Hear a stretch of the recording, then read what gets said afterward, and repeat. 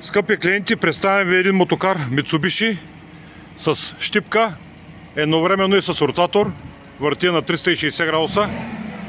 Къде е? Безконечник. Отваря на 1.34, затворя.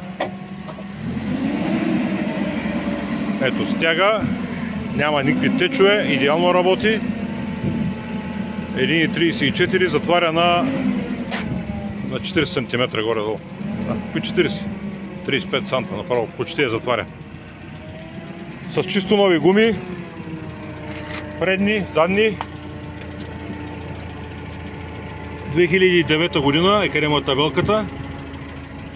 И най-вече автомат трансмисия. Това е автомат. Тон и половина и височина на повдигане 4 метра, казахме. Така че се разкари го да видят хората. Никакви пушаци, нищо няма. Задни гуми чисто нови. Тръгва. Стига, дай назад. Стига. Дигни нагоре.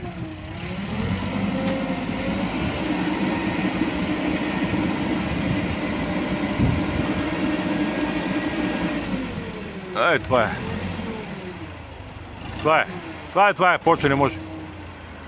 15 500 с включено ДДС, като имате и безплатен транспорт за цялата страна.